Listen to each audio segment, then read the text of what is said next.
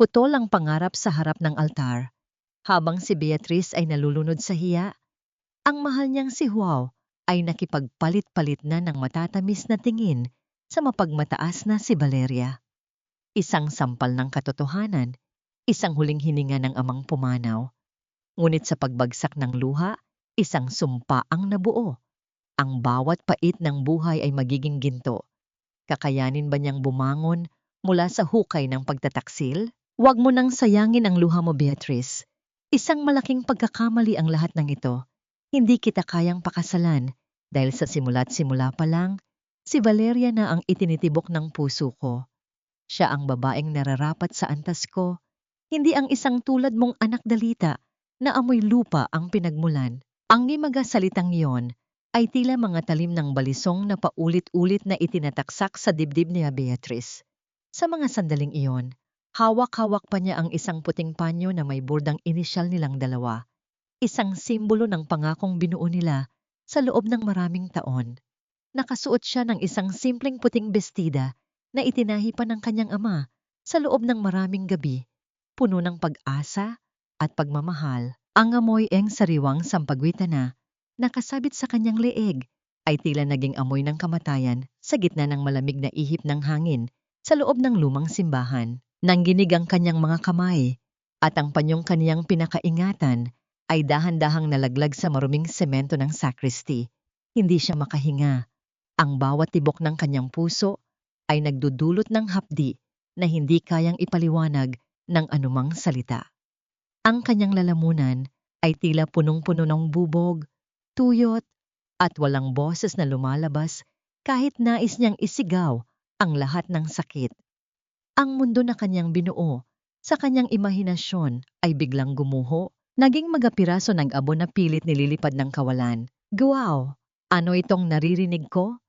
Isang paos at nanganggatal na tinig ang bumasag sa katahimikan. Sa pintuan ay nakatayo si Mang Antonio, ang ama ni Beatrice. Ang matanda ay nakasuot ng kanyang pinakamagandang barong na kupas na ang kulay. Hawak ang isang tungkod na gawa sa kahoy ng kakao. Ang kanyang mga mata ay naniningkit sa galit at labis na pagkabigla. Ngunit, bago pa makasagot si Joao, isang marangyang tunog ng sasakyan ang huminto sa labas ng simbahan. Pumasok si Valeria. Suot ang isang pulang bestida na tila ng uyam sa kaputian ng suot ni Beatrice. Ang bawat hakbang ng kanyang takong ay tila mga dagok sa dangal ng mag-ama. Ngumiti siya ng matalim, isang nangiting puno ng lason. Huwag mo nang pahirapan ang sarili mo, matanda, sabi ni Valeria habang nakakapit sa braso ni Joao. Ang anak mo ay isang dekorasyon lamang sa buhay ni Joao na ngayon ay tinatapon na sa basurahan. Utang ninyo sa amin ang lupang kinatatayuan ninyo, kaya huwag kayong magmalinis. Joao is mine now, and you are just a piece of dirt in our golden path. Ang mukha ni Mang Antonio ay namutla. Ang kanyang kamay ay napahawak sa kanyang dibdib. Ang kaniyang paghinga ay naging mabilis at gulo. Tila may isang mabigat na batong nakadagan sa kanyang hininga. Hayop ka. Pinagkatiwalaan kita. Tanging nausal ng matanda bago siya unti-unting bumagsak sa sahig. Tatay! Sa wakas ay nakawala ang tinig ni Beatrice. Lumuhod siya sa tabi ng kanyang ama. Ang kanyang puting bestida ay nayurakan ng dumi at alikabok. Ngunit si Joao, ang lalaking kanyang minahal, nang higit pa sa kanyang sarili, ay tumalikod lamang. Ni hindi nito nilingon ang matandang nag-agaw buhay dahil sa kanyang kataksilan. Sumakay sila ni Valeria sa sasakyan at mabilis na humarurot palayo. Iniwan ang isang maalikabok na kalsada at isang wasak na buhay. Sa loob ng tahimik na simbahan, ang tanging maririnig ay ang mabilis at mabigat na paghinga ni Mang Antonio na unti-unti nang humihina. Hinawakan ni Beatrice ang malamig na kamay ng kanyang ama. Ang kanyang mga luha ay pumatak sa mukha ng matanda. Tiningnan siya ng kanyang ama. Sa huling pagkakataon, may lungkot at pagsisisi sa mga mata nito. Bago tuluyang pumikit ang kanyang mga paningin, naiwan si Beatrice na yakap ang wala ng buhay na katawan ng kanyang ama sa gitna ng simbahan na dapat sana ay saksi sa kanyang kaligayahan. Ang puting belo na simbolo ng kanyang kapurihan ay nakasabog sa sahig, tila isang pakpak ng ibon na binali at dinurog ng tadhana. Sa gitna enyo kanyang pighati, isang katanungan ang pilit na umuukit sa kanyang isipan. May bukas pa ba para sa isang babaeng tinalikuran ng langit at kinuhaan ng lahat ng mahal sa buhay?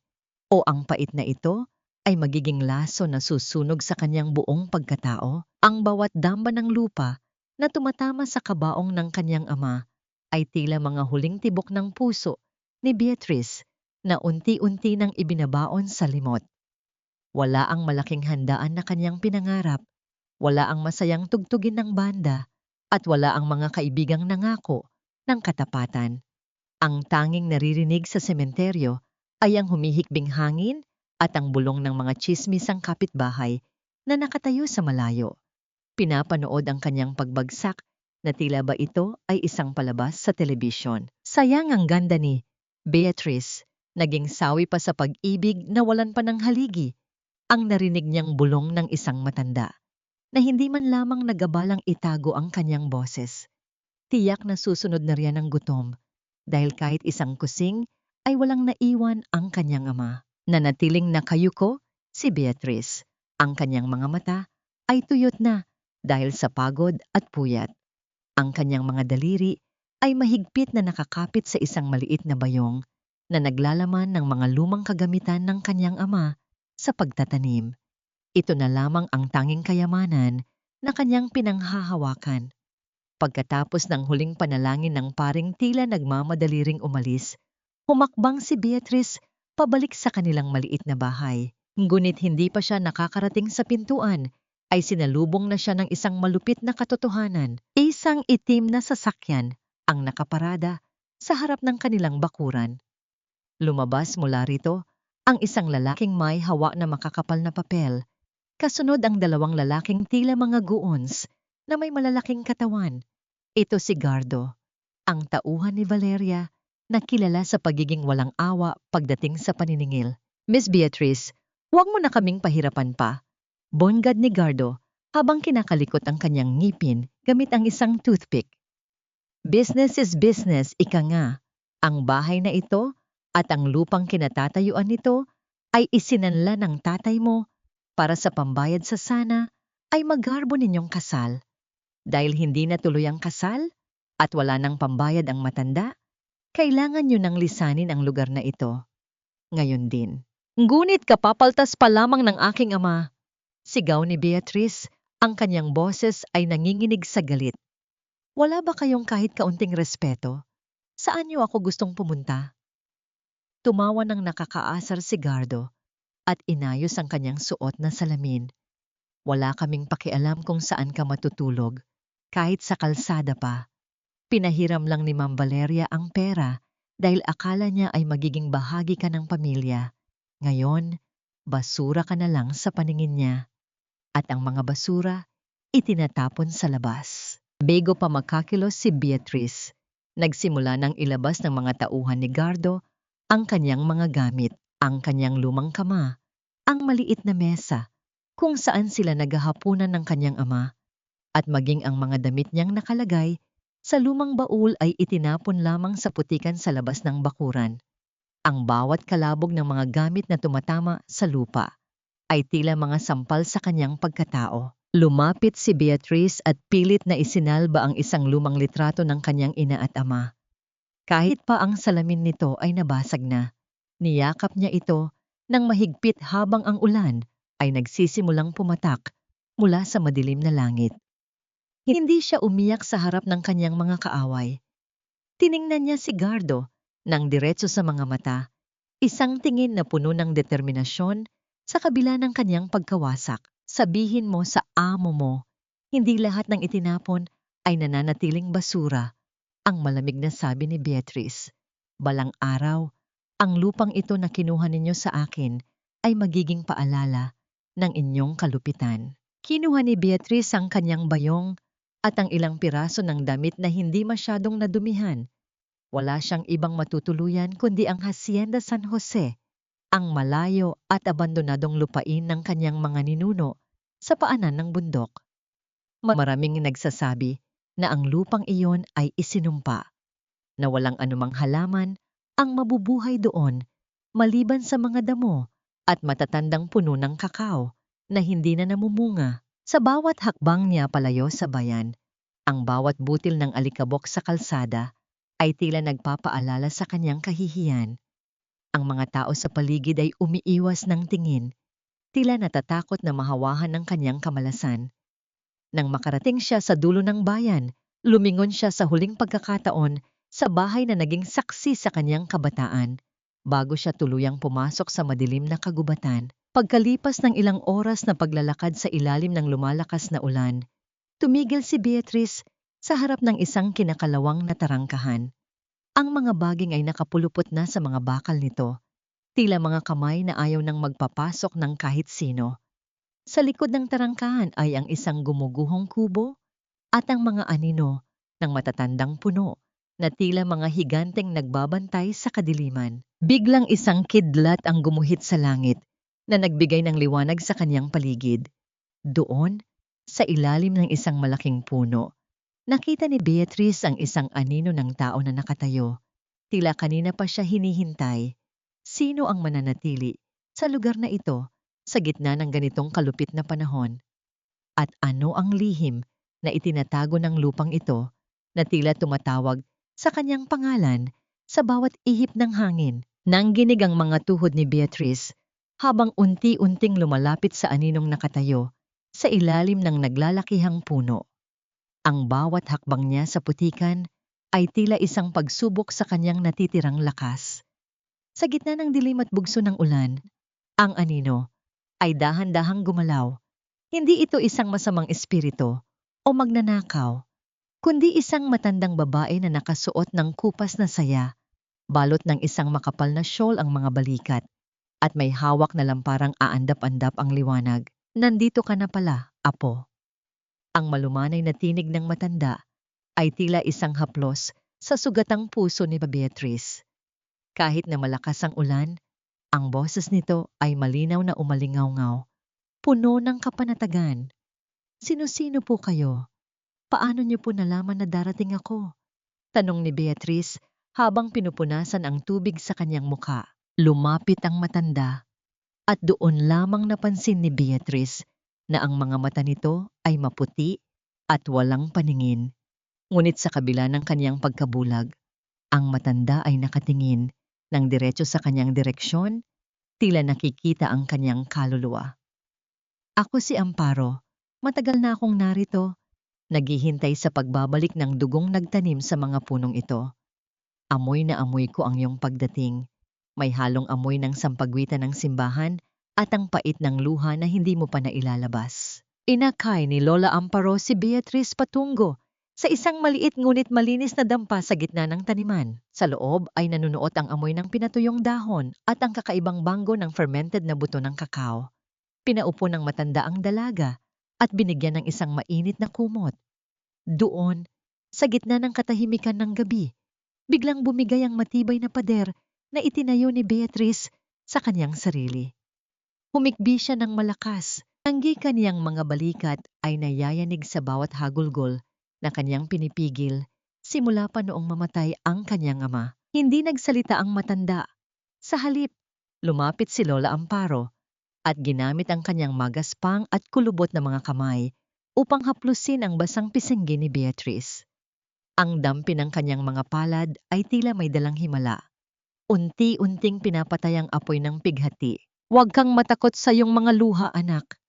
Ang lupa ay kailangan ng ulan para mabuhay, at ang puso ay kailangan ng pag-iyak para lumakas. Bulong ni Lola Amparo. Tandaan mo, ang lupa ay hindi kailanman nagtataksil sa mga taong marunong magmahal dito. Ang mga punong nakikita mo sa labas, tila ba sila ay tuyo at patay na. Ngunit sila ay nagpapahinga lamang. Hinihintay lang nila ang mga kamay na may tunay na malasakit. Pero wala na akong kahit ano, Lola. Sagot ni Beatrice habang sumisinghot. Kinuha na nila ang lahat sa akin. Ang bahay namin, ang dangal ko, pati ang tatay ko. Wala na silang iniwan. Ngumiti ng bahagya ang matanda. Isang ngiting puno ng lihim at karunungan. May mga bagay na hindi nakikita ng mata, Beatrice. Ang iyong ama, si Antonio, ay madalas pumunta rito noong siya ay nabubuhay pa. May iniwan siyang pangako sa lupang ito at ang pangakong yon ang magiging sandigan mo. Kinabukasan, habang ang hamog ay nakabalot pa sa mga puno, inakay ni Lola Amparo si Beatrice sa pinakagitna ng Dondien, kung saan nakatayo ang pinakamalaki at pinakamatandang puno ng kakao. Ang mga sanga nito ay baluktot na at ang mga balat ng kahoy ay tila may mga ukit ng nakaraan. Dito, turo ng matanda sa paanan ng puno na napapalibutan ng makapal na lumot. Sabi ng iyong ama, kung dumating man ang araw na mawala siya, ang kanyang puso ay mananatiling nakabaon sa lugar na ito. Kumuha si Beatrice ng isang matalim na kahoy at nagsimulang maghukay sa malambot na lupa sa ilalim ng malalaking ugat. Pagkalipas ng ilang sandali, tumama ang kanyang kamay sa isang matigas na bagay, isang maliit na kahon na gawa sa metal na kinalawang na dahil sa tagal ng panahon. Sa loob nito ay may isang lumang kwaderno na balot ng plastik at isang tila tuyong buto na kulay ginto ang bahid. Nang buksan ni Beatrice ang unang pahina ng kwaderno, nakita niya ang sulat kamay ng kanyang ama. Ngunit bago pa niya mabasa ang unang pangungusap, isang kakaibang liwanag ang tila nagmula sa loob ng kahon at isang pangalan ang nakasulat sa huling bahagi na nagpatigil sa tibok ng kanyang puso. Hindi lamang ito basta kwaderno ng pagtatanim. Ito ay isang listahan ng mga tao at utang na may kinalaman sa pamilya ni Valeria. Ano anggi, tunay na ugnayan ng ama ni Beatrice sa yaman ng mga taong nagpahirap sa kanila? At bakit tila ang bawat salitang nakasulat sa kwaderno ay nagbabala ng isang panganib na hindi pa kailanman hinarap ni Beatrice? Para sa aking mahal na Beatrice, ang aking tanging kayamanan. Kung binabasa mo ito, ibig sabihin ay dumating na ang panahon na kailangan mo ng lakas mula sa lupang ito. Huwag kang mawawalan ng pag-asa dahil ang bawat pait na ating tinuos ay may nakatagong tamis na tanging ang matatapang lamang ang makakatikim. Nangginginig ang mga daliri ni Beatrice habang binabasa ang mga unang salita sa lumang kwaderno ng kanyang ama. Ang bawat titik ay tila mga bakas ng pagmamahal na pilit kinalaban ang panahon at kaluman. Sa loob ng kwaderno, may mga guhit ng mga puno, mga petsa ng pag-aani, at mga tala tungkol sa isang espesyal na uri ng kakao na tinawag ni Mang Antonio na ang puting diwa. Hindi ito basta-basta kakao, Beatrice. Wika ni Lola Amparo na tila nararamdaman ang bawat paghinga ng dalaga. Iyan ang kriolyo. Sa libo-libong puno, iilan lamang ang nagbubunga ng ganyang kulay. Ang puting buto ay tila ginto sa mundo ng mga eksperto dahil ang lasa nito ay hindi mapapantayan. Ang iyong ama, ginugol niya ang kanyang buhay para protektahan ang mga huling puno rito mula sa mga mapagsamantalang tao. Dahan-dahang tumayo si Beatrice at lumapit sa isa sa mga puno na tila lantana. Hinanap niya ang isang bunga na maaring naiwan ng panahon. Sa pinakamataas na sangga, nakakita siya ng isang maliit na hugis itlog na prutas, kulay dilaw na may halong lila ang balat. Gamit ang isang maliit na kutsilyo, maingat niya itong pinuputol at hinati sa gitna. Walang anumang tunog ng pagkabali ang maririnig, kundi ang marahang paghihiwalay ng balat ng prutas. Namangha si Beatrice nang makita ang mga buto sa loob.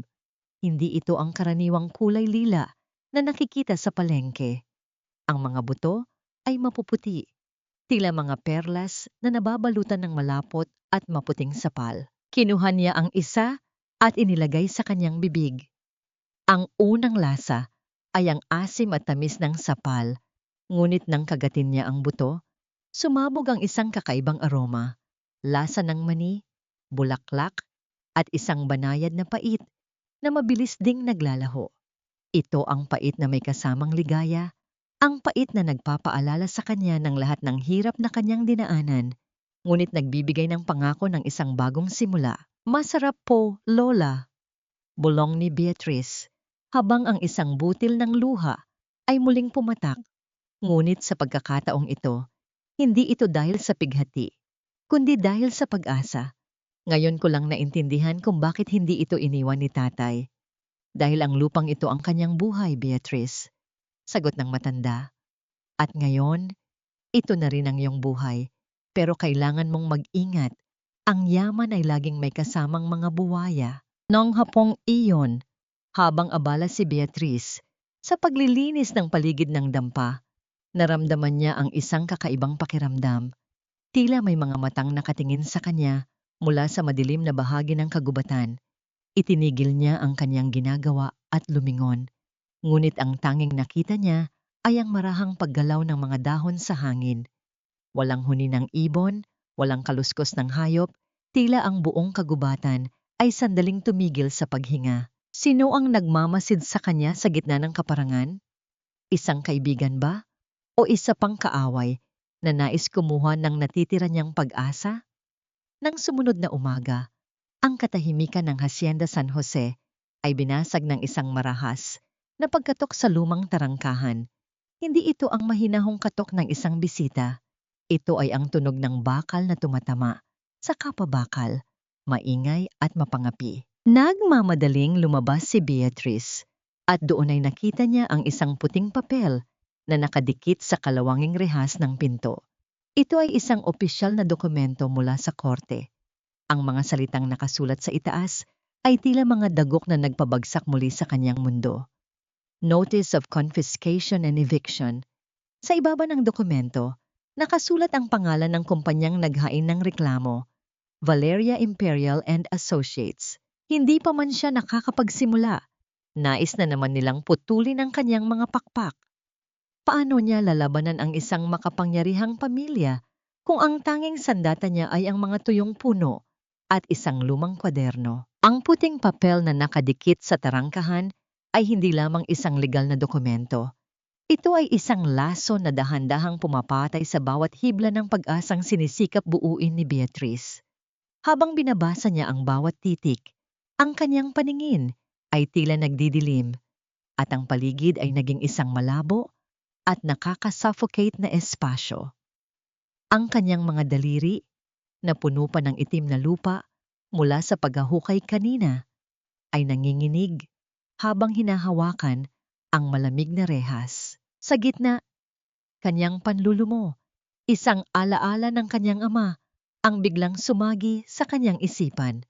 Ang imahe ni Mang Antonio na nakanggiti habang pinupunasan ang pawis sa kanyang noo pagkatapos ng isang mahabang araw sa bukid. Ang lupa, Beatrice, ay marunong lumaban kung ito ay iyong aalagaan. Tila naririnig niyang bulong nito. Hindi siya pwedeng sumuko, hindi ngayon. Mula ng araw na yon, ang Hacienda San Jose ay naging saksi sa isang tahimik, ngunit matinding labanan sa ilalim ng nagbabagang sikat ng araw na tila nais sunugin ang kanyang balat. Si Beatrice ay walang humpay na nagtrabaho. Ang kanyang mga kamay, na dati ay malalambot at makinis, ngayon ay puno na ng mga paltos at sugat mula sa paggamit ng itak at pala. Ang bawat hapdi ng sugat na nadidikit sa pawis ay tila isang paalala na siya ay humihinga pa, na siya ay lumalaban pa. Isang tanghali, habang siya ay nagpapahinga sa ilalim ng isang puno, narinig niya ang tawanan ng ilang mga kababaihan mula sa kabilang bakod. Sila ang mga dating kakilala niya sa bayan, ang mga taong dati ay bumabati sa kanya nang may matatamis na ngiti. Tingnan mo nga naman si Beatrice, parang isang pulubi na sa sarili nilang lupain. Ang nakakaasar na boses ni Aling Nena ang nangibabaw. Akala mo ba ay mabubuhay siya sa pagtatanim ng mga tuyot na puno? Napakadesperada talaga. Kung ako sa kanya, ibinigay ko na lang ang lupa kay Ma'am Valeria para kahit paano ay may pangkain siya. Tiniis ni Beatrice ang bawat salitang tila mga uod na nagagapangan sa kanyang pandinig. Hindi siya lumingon. Sa halip, kinuha niya ang kanyang baong kanin na nakabalot sa dahon ng saging, isang dakot na kanin at isang kurot ng asin. Ito lamang ang kanyang tanghalian. Habang inilalagay niya ang pagkain sa kanyang bibig, ang alat ng asin ay humahalo sa tamis ng kanyang sariling pawis. Ito ang lasa ng pagsisikap. Ito ang lasa ng pag-asa na walang halong limos mula sa sinuman. Kahit asin lang ang ulam ko, Lola, masarap pa rin dahil galing ito sa sarili kong pawis. Bulong niya kay Lola Amparo na nakaupo sa kanyang tabi. Iyan ang tatak ng tunay na anak ng lupa, apo. Sagot ng matanda habang dahan-dahang hinahaplos ang likod ni Beatrice. Ang bawat patak ng pawis mo ay nagiging pataba sa mga punong ito. Nararamdaman ko ang kanilang pasasalamat. Ngunit, ang kapayapaan ng kanilang simpleng hapunan ay biglang naglaho ng isang marangyang puting sasakyan ang huminto sa tapat ng kanilang dampa. Ang tunog ng makina nito ay tila isang unggol ng isang mabanggis na hayop na naghahanap ng biktima. Bumukas ang pinto ng sasakyan at lumabas si Valeria. Suot ang isang malapad na sombrero at mamahaling salamin sa mata. Ang bango ng kanyang pabango ay tila isang laso na sumisira sa amoy ng basang lupa at kakao. Kasunod niya ay si Juan Miguel na nakayuko at tila hindi makatingin ng diretso kay Beatrice. Look at this place, wow! It's so depressing. Wika ni Valeria habang pinapaypayan ang kanyang sarili gamit ang isang kamay na puno ng alahas. Beatrice dear, I'm here to give you a chance to end this misery. Pirmahan mo na ang mga papeles at ibibigay ko sa iyo ang perang sapat para makalayo ka rito. Bakit mo ba pinipilit ang sarili mo sa isang lupang wala nang ibibigay sa iyo, kundi paghihirap? Lumapit si Beatrice. Ang kanyang muka ay madumi dahil sa alikabok. Ngunit ang kanyang mga mata ay tila nagliliyab sa isang apoy na hindi kayang patayin ng anumang ulan. Tiningnan niya si Juan Miguel at nakita niya ang takot sa mga mata nito. Pagkatapos, ibinaling niya ang kanyang tingin kay Valeria. Maingat na kinuha ni Beatrice ang isang supot ng puting buto ng kakao na kanyang nilinis kanina at itinapon ito sa paanan ni Valeria. Ang mga buto ay nagkalat sa maruming lupa, tila mga perlas na nahulog sa putikan. Ang lupang ito ay may ibibigay sa akin na hindi niyo kailanman kayang bilhin ng inyong pera, Valeria. Ang malamig at matatag na sabi ni Beatrice. Ang dangal ko ay hindi kasing mura ng inyong mga alahas. Nanlisik ang mga mata ni Valeria sa galit. You're so stubborn.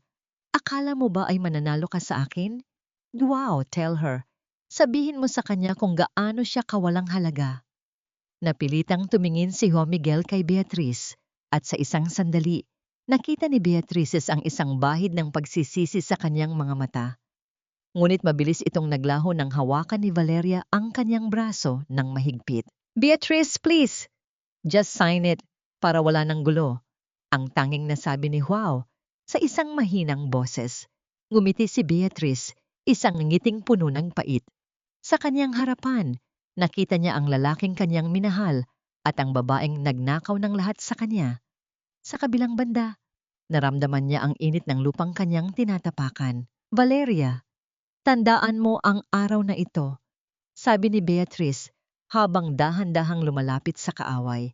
Dahil ang mga butong itinapon mo sa lupa ay muling mabubuhay upang ipakita sa iyo ang laki ng iyong pagkakamali. Biglang tumalikod si Valeria at sumakay sa sasakyan, ngunit bago sila umalis, isang malakas na tunog ng pagkabasag ng salamin ang narinig sa loob ng dampa. Isang tauhan ni Valeria ang palihim na pumasok sa likod at sinira ang kaisa-isang hiling ni Beatrice. Ang lumang kwaderno ng kanyang ama ay nakitang punit-punit na sa sahig. Paano na muling bubuuin ni Beatrice ang pangarap ng kanyang ama kung ang tanging gabay na iniwan nito ay naging mga piraso na lamang ng papel na nilipad ng hangin? Ang mga piraso ang papel na nagkalat sa sahig ay tila mga puting talulot ng isang bulaklak na nilanta ng bagyo. Lumuhod si Beatrice sa gitna ng dampa. Ang kanyang mga kamay ay dahan-dahang namumulot ng bawat punit na pahina ng kwaderno ng kanyang ama.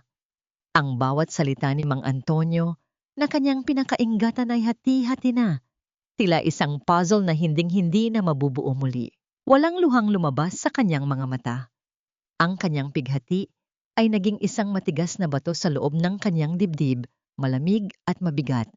Sa labas, ang halakhak ni Valeria ay maririnig pa rin. tila isang matalim na huni ng ibong mandaragit na nagdiriwang sa kanyang tagumpay. Hindi pa tayo tapos, Beatrice. Ang nakakaasar na boses ni Valeria ay muling umalingaw-ngaw mula sa pinto. Dahil hindi mo pinirmahan ang papeles, mayroon akong bagong panukala. Ang utang ng tatay mo ay lumalago bawat araw dahil sa interes. Dahil wala kang pambayad, mananatili ka rito. Pero hindi bilang may-ari. Mananatili ka rito bilang isang hamak na tagapangalaga ng aking lupain. Hinarap siya ni Beatrice. Ang kanyang likod ay tuwid na tuwid sa kabila ng kanyang nararamdamang panghihina. Gusto mong gawin akong katulong sa sarili kong tahanan. Tahanan? Isang basura itong lugar na ito. Kutyang sagot ni Valeria habang pinaglalaruan ang kanyang mamahaling singsing. Pero kailangan ko ng isang taong gagawa ng maruruming trabaho. Magmula ngayon, ikaw ang maglilinis ng mga tuyong dahon, ikaw ang magbubungkal ng lupa, at ikaw ang susunod sa bawat utos ko. Kung hindi, kakalad ka rin kita palabas ng bayang ito nang walang kahit isang saplot sa katawan. What do you say, Joao? Bagay ba sa kanya ang maging janitor ng sarili niyang pangarap? Si Joao Miguel ay nanatiling nakatayo sa likod ni Valeria. Ang kanyang muka ay tila isang maskara ng kawalang malay. Gawin mo na lang ang gusto niya, Beatrice. Para sa ikabubuti mo rin ito. Ang mahina niyang sagot. Na tila ba ang bawat salita ay isang traitor na humahalik sa pisngi ni Beatrice. Tinanggap ni Beatrice ang hamon. Hindi dahil sa siya ay takot, kundi dahil kailangan niyang manatili malapit sa mga huling puno ng kakao. Ang kanyang pagtitiis ay naging isang banal na sakripisyo. Sa sumunod na mga araw, ang buhay ni Beatrice ay naging isang impyerno sa ilalim ng mga kamay ni Valeria. Pinilit siya ni Valeria na linisin ang kalsada patungo sa Dondien gamit lamang ang kanyang mga kamay. Pinanood siya nito habang siya ay nagtatrabaho sa ilalim ng ulan. Suot ang kanyang kupas na damit na puno ng putik. Ay sang hapon, dinalhan ni Beatrice ng tubig si Valeria sa veranda ng isang pansamantalang tent na itinayo nito sa gitna ng taniman. Sa sadyang pagkakataon, itinabig ni Valeria ang baso, dahilan upang mabuhos ang tubig sa sapatos nito. Ang tanga mo talaga! Sigaw ni Valeria, sabay bigay ng isang malakas na sampal sa mukha ni Beatrice. Ang tunog ng palad na tumama sa balat ay umalingaw-ngaw sa buong paligid, na sinundan ng isang matinding katahimikan. Napalingon si Beatrice. Ang kanyang pisenggi ay mabilis na namula at kumirot, ngunit ang kanyang mga mata ay hindi kumislap sa takot. Sa halip, dahan-dahan niyang pinunasan ang kanyang muka at tumingin ng diretso kay Valeria. Tapos na po ba kayo? Ang tanong ni Beatrice sa isang boses na kasing lamig ng yelo. Ang katahimikan ay nabasag ng mapansin ni Valeria ang isang maliit na plastik na nakatago sa bulsa ng apron ni Beatrice. Mabilis itong hinablot ni Valeria at doon ay nakita niya ang isang munting muna ng kakao, ang kaisa-isang punla ng puting diwa na maingat na pinalaki ni Beatrice mula sa isang butong kanyang isinalba. Ano ito? Akala mo ba ay hahayaan kitang magtanim ng sarili mong pangarap sa lupang pag-aari ko na? Ang tanong ni Valeria nang may halong panunuya. Dinala ni Valeria ang maliit na punla sa kalsada.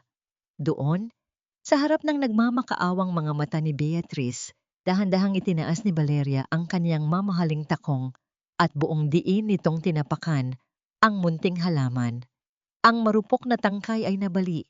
Ang mga luntiang dahon ay nadurog at humalo sa itim na putik. Dito nagsisimula at nagtatapos ang lahat ng plano mo, Beatrice. Bulong ni Valeria habang pinapaikot pa ang kanyang paa sa ibabaw ng nadurog na punla. Nang umalis ang sasakyan ni Valeria, lumuhod si Beatrice sa gitna ng kalsada. Hinawakan niya ang nadurog na halaman. Ang kanyang mga daliri ay nanginginig. Ngunit sa ilalim ng kanyang palad, naramdaman niya ang isang bagay na matigas. Isang buto na hindi tuluyang nadurog. Isang buto na tila ba may sariling buhay na ayaw sumuko. Isang lihim ng ngiti ang dahan-dahang gumuhit sa mga labi ni Beatrice sa gitna ng kanyang mga luha. Ang hindi alam ni Valeria, Ang bawat pagyapak nito ay lalo lamang nagbabaon sa katotohanang hindi kailanman mamamatay ang isang pangarap na dinidilig ng dugo at pawis. Ngunit sa kalayuan, isang itim na usok ang nagsimulang pumailan lang mula sa dampa ni Lola Amparo. Isang masamang kutob ang bumalot sa puso ni Beatrice. Ano na naman ang ginawa ng mga kamay ng kasamaan habang siya ay abala sa kanyang paghihirap? Takbo, Beatrice! Takbo! Ang tanging sigaw ng kanyang isipan habang ang kanyang mga paa ay humahagibis sa maputik na daan patungo sa dampa. Ang itim na usok na kanina ay manipis lamang na ngayon ay naging isang malaking ulap na lumalamon sa luntiang paligid. Ang amoy ng nasusunog na tuyong dahon at kawayan ay humahalo sa amoy ng paparating na ulan. Isang amoy na nagpapahiwatig ng kapahamakan. Nang makarating siya, nakita niya ang isang bahagi ng bubong ng dampa na nilalamon na ng apoy. Sa gitna ng nagngangalit na init, narinig niya ang mahinang ubo ni Lola Amparo sa loob. Hindi nagatubili si Beatrice. Kumuha siya ng isang timba ng tubig mula sa balon at ibinuhos ito sa kanyang katawan bago sumugod sa loob ng nagbabagang istruktura. Lola? Lola Amparo. Sigaw niya habang pilit na inaaninag ang matanda sa gitna ng makapal na usok. Nahanap niya ang matanda na nakasandal sa isang sulok, yakap-yakap ang isang maliit na bayong. Pinuhat ni Beatrice si Lola Amparo nang may lakas na hindi niya akalain na mayroon siya. Pagkalabas nila, ang bubong ng dampa ay tuluyang gumuho na naglabas ng tila libu-libong kislap ng apoy sa hangin. Ngunit ang apoy ay hindi nagtagal. Sa isang iglap, ang langit ay tila nabutas at bumuhos ang isang napakalakas na ulan. Hindi ito ordinaryong ulan. Ito ang hagupit ng isang malakas na bagyo na kanina pa nagbabanta. Ang hangin ay nagsimulang humagulgol ng nakakapangilabot, tila isang nasugatang higante na nagwawala sa gitna ng kagubatan. Mula sa malayo, nakita ni Beatrice ang puting sasakyan ni na Valeria na mabilis na tumatakas palayo sa Dondien. Walang lingon-likod. Iniwan nila ang dalawang babae sa gitna ng nagngangalit na kalikasan. Ang tanging mahalaga sa kanila ay ang sarili nilang kaligtasan, habang ang lupang kinuha nila ay hinahayaan nilang lamunin ng bagyo. Ang mga puno, Beatrice! Ang mga puno ng kakao! Sigaw ni Lola Amparo habang nakasilong sila sa ilalim ng isang matibay na bato. Ang puting diwa! Kailangang maligtas ang punong ina. Tiningnan ni Beatrice ang kanyang paligid. Ang malalakas na hangin ay tila nais bunutin ang bawat halaman sa lupa. Ang mga sanga ng mga puno ay nagsisimulang mabali at lumipad sa kung saan-saan. Alam niyang kung hindi niya gagawin ang isang bagay, ang huling alaala ng kanyang ama ay tuluyan ng mabubura ng bagyong ito. Tumakbo si Beatrice patungo sa kanyang silid sa gumuhong dampa. Hinalukay niya ang kanyang mga gamit hanggang sa mahanap niya ang isang puting tela, ang kanyang lumang bestida na dapat ay isusuot niya sa kanyang kasal. Ito na lamang ang tanging bagay na malinis at buo na pagmamay-ari niya. Sa gitna, ulan at hangin na tila humahampas sa kanyang mukha. Tinungo ni Beatrice ang pinakamatandang puno ng kakao. Ang bawat hakbang niya ay tila nilalabanan ng malakas na agos ng tubig na bumababa mula sa bundok. Nang makarating siya sa punong ina, maingat niyang ibinalot ang puting tela ng kanyang wedding dress sa paligid ng pangunahing tangkay at sa mga bahaging may masasilang bunga. Ang bawat pagtali niya sa tela ay tila isang panata. Hindi kita bibitawan, hindi mo kami iiwan. Bulong niya habang ang kanyang buong katawan ay nanginginig na sa tindi ng lamig. Isang nakakapangilabot na tunog ng nababaling kahoy ang bumasag sa kanta ng hangin. Mula sa itaas, isang malaking sanga mula sa katabing puno ang biglang bumigay. Wala nang panahon para umiwas si Beatrice. Isang malakas na kalabog ang narinig nang tumama ang mabigat na sanga sa kanyang balikat at binti. Bumagsak si Beatrice sa putikan. Ang kanyang binti ay naipit sa ilalim ng makapal na kahoy. Ang sakit na kanyang naramdaman ay tila isang kuryenteng gumagapang sa kanyang buong katawan, dahilan upang sandali siyang mawalan ng malay. Beatrice, Apo, ang boses ni Lola Amparo ay maririnig mula sa malayo. Ngunit tila ba ito ay galing sa ilalim ng tubig. Nangimulat ni Beatrice ang kanyang mga mata. Ang tanging nakita niya ay ang puting tela ng kanyang bestida na ngayon ay dahan-dahang namumula dahil sa dugong nanggagaling sa kanyang sugat. Ang ulan ay patuloy na bumubuhos. Tila nais siyang ibaon sa putikang kanyang kinalalagyan. Nag-iisa siya, nasasaktan. At tila ang kamatayan ay dahan-dahang lumalapit sa gitna ng kadiliman ng bagyo. May lakas pa ba siyang natitira upang alisin ang mabigat na pasaning ito?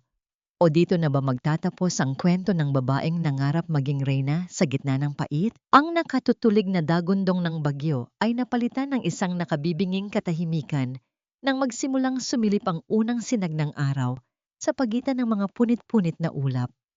Ang amoy ng basang lupa at nabubulok na mga dahon ay nanunuot sa paligid. Isang paalala ng lupit na iniwan ng nagdaang gabi. Dahan-dahang iminulat ni Beatrice ang kanyang mga mata. Ang kanyang binti ay tila wala ng pakiramdam, malamig at manhid, sa ilalim ng mabigat na sanga. Ngunit nang itaas niya ang kanyang paningin, isang mahinang ngiti ang gumuhit sa kanyang mga labi sa gitna ng hapdi. Doon, sa harap niya, ang inang puno ay nananatiling nakatayo ng matuwid. Ang puting tela ng kanyang wedding dress, bagaman punit-punit at may mga mantsa ng kanyang sariling dugo, ay matagumpay na nagbigay ng proteksyon sa mga masiselang sanga at huling bunga ng puting diwa. Beatrice! Anak, nasaan ka? Ang tinig ni Lola Amparo ay basag at puno ng kaba. Nakita ni Beatrice ang matanda na dahan-dahang naglalakad, ginagamit ang kanyang tungkod upang kapain ang daan sa gitna ng mga nagtumbahang puno. Lola, nandito po ako. Paos na sagot ni Beatrice sa tulong ng isang mahabang kawayan na ginamit ni Lola Amparo bilang lever at sa huling lakas na nakuha ni Beatrice mula sa kanyang pagnanais na mabuhay, nagawa nilang iusod ang mabigat na kahoy. Sa bawat paggalaw ng kanyang sugatang binti, tila may libu-libong karayom na tumutusok sa kanyang laman. Ngunit hindi siya dumaing. Ang kanyang puso ay puno ng pasasalamat dahil sila ay buhay pa. Lumipas ang mga buwan. Ang mga sugat sa katawan ni Beatrice ay naghihilom. Bagaman may iniwan itong mga pilat na kanyang ituturing na mga medalya ng kanyang katapangan. Ang Hacienda San Jose, na dati ay tila isang libingan ng mga pangarap, ay dahan-dahang nagbago ang anyo.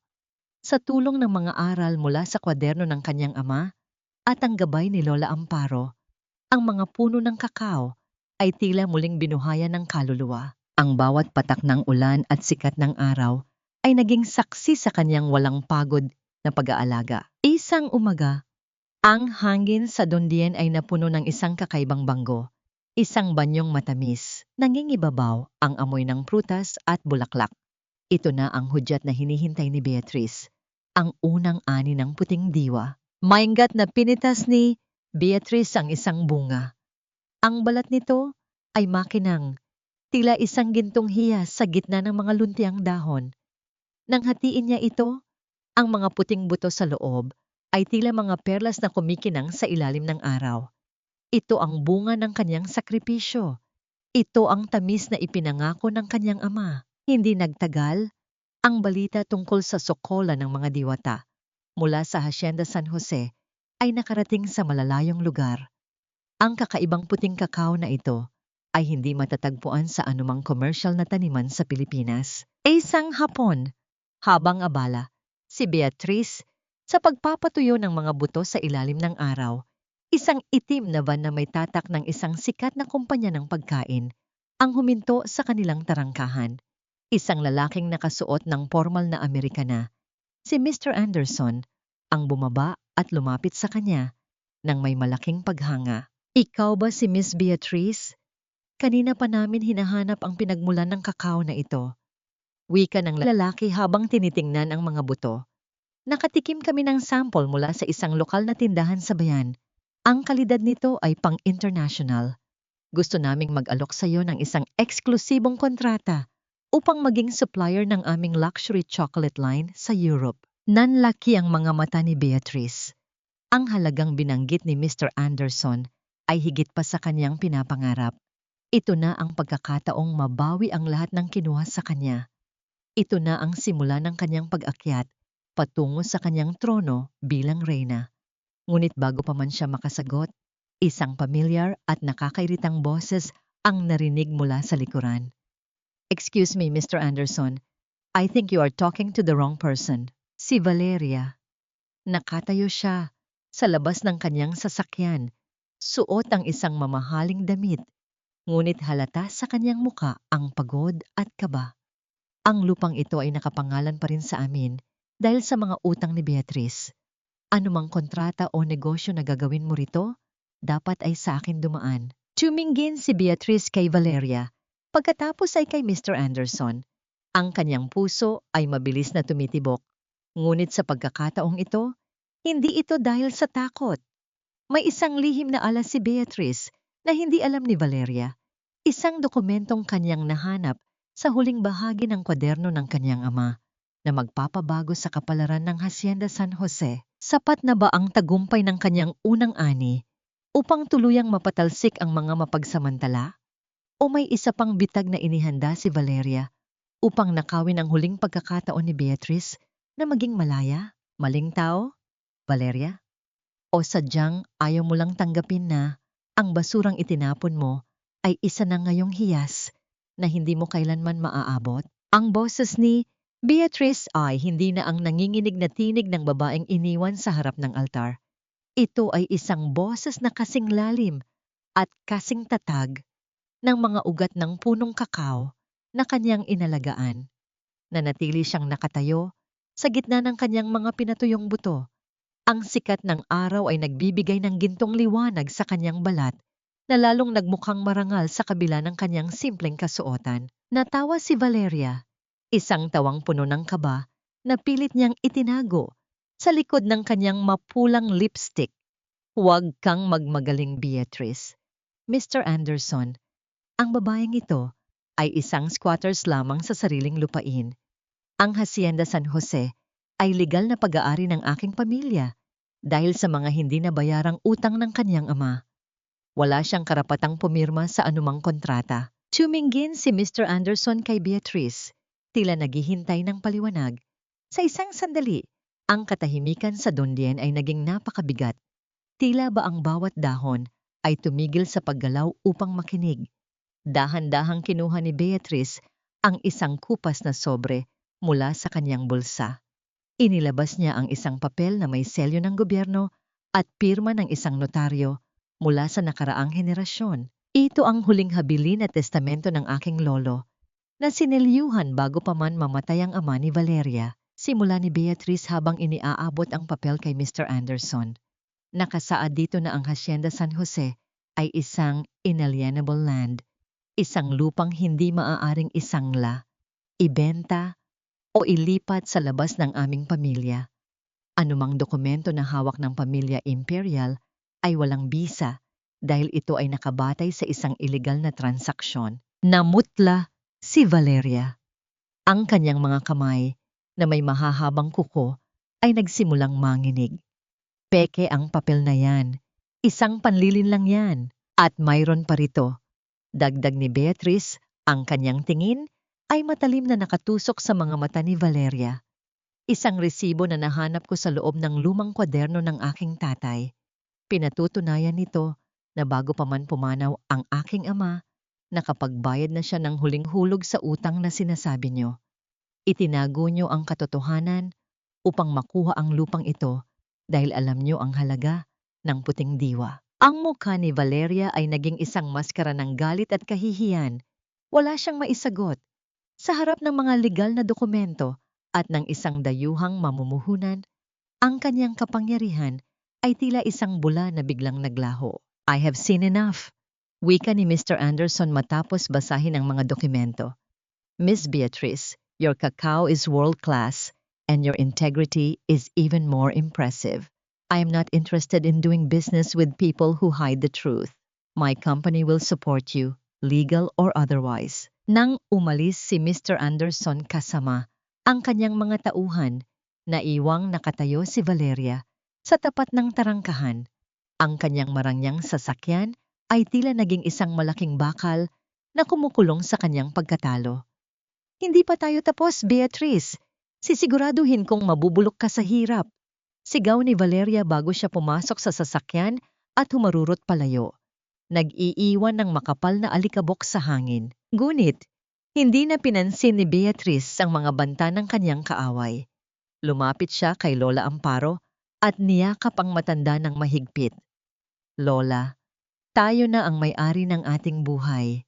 Ang Reyna Cacao ay hindi na lang isang pangarap. Lumipas ang mga linggo at ang Hacienda San Jose ay naging isang sentro ng kasiglahan. Maraming mga taga-nayon na dati ay kumukutya kay Beatrice, ang ngayon ay lumalapit upang humingi ng trabaho. Hindi sila tinanggihan ni Beatrice. Binigyan niya sila ng pagkakataon, ngunit may isang kondisyon, ang katapatan at paggalang sa lupa. Ang tatak na Reyna Cacao ay nagsimulang lumabas sa mga pahayagan at sa telebisyon. Ang kwento ng isang babaeng tinalikuran sa altar na muling bumangon mula sa putikan ay naging inspirasyon sa buong bansa. Sa gitna ng kaniyang tagumpay, isang gabi, habang naglalakad si Beatrice sa ilalim ng maliwanag na buwan, nakita niya ang isang anino sa labas ng kanyang bagong gawang bodega. Isang lalaki ang nakatayo roon, mukhang pagod. Ang mga damit ay kupas na, at ang kanyang mga mata ay puno ng pighati, si Juan Miguel. Beatrice, ang mahinang tawag nito. Isang boses na dati ay nagpapatibok ng kanyang puso, ngunit ngayon ay tila isang malat na himig na lamang ng nakaraan. Narinig ko ang balita. Masaya ako para sa iyo. Tumingin si Beatrice, sa lalaking dati ay kanyang mundo. Wala na siyang nararamdamang galit, wala na ring pag-ibig. Tanging isang malalim na awa na lamang para sa isang taong ipinagpalit ang kanyang kaluluwa para sa isang panandaliang karangyaan. Bakit ka narito, Kwao? Tanong ni Beatrice. Wala na ang lahat sa akin, Beatrice. Iniwan ako ni Valeria matapos kaming malugi sa kumpanya. Wala akong matuluyan. Wala akong makain.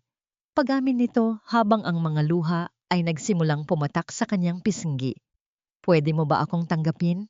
Kahit bilang kargador lang ng iyong mga kakao. Tuminggala si Beatrice sa langit, sa mga bituin na tila mga buto ng kakao na nagkalat sa kadiliman. Ang kanyang kamay ay humawak sa kanyang dibdib, kung saan nakatago ang pilat mula sa gabing tinanggihan siya ng lalaking ito.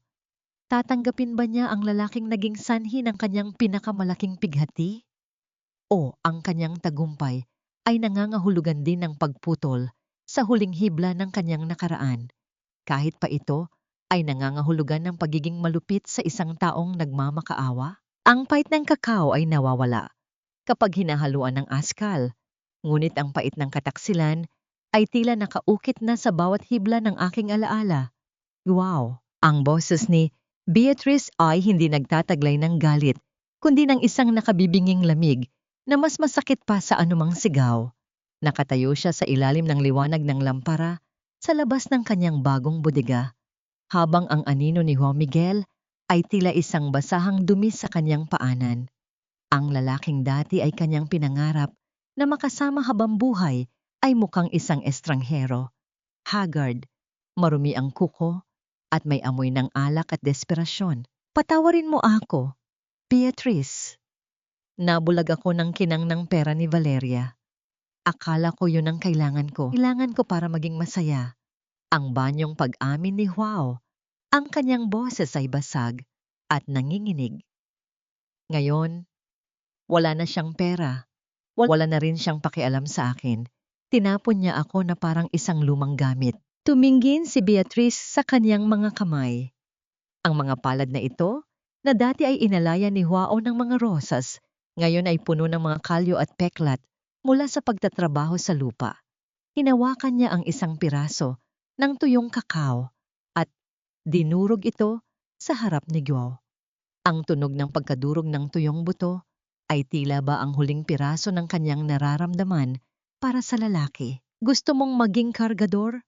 Tanong ni Beatrice habang tinitingnan ang dating kasintahan mula ulo hanggang paa. Ang mga kargador ko ay gising na bago pa sumikat ang araw. Sila ay may tapat na puso para sa lupang ito. Ikaw, Joao, kaya mo bang yakapin ang dumi at hirap na dati mong kinasusuklaman? Gagawin ko ang lahat, Beatrice. Bigyan mo lang ako ng pagkakataon na makabawi. Sagot ni Joao, pilit na hinahawakan ang dulo ng saya ni Beatrice. Huwag mong hawakan ang damit ko. Ang mahinahon ngunit matalim na saway ni Beatrice. Sige, bibigyan kita ng trabaho. Pero huwag kang aasa na ang trabahong ito ay magbabalik sa atin sa nakaraan.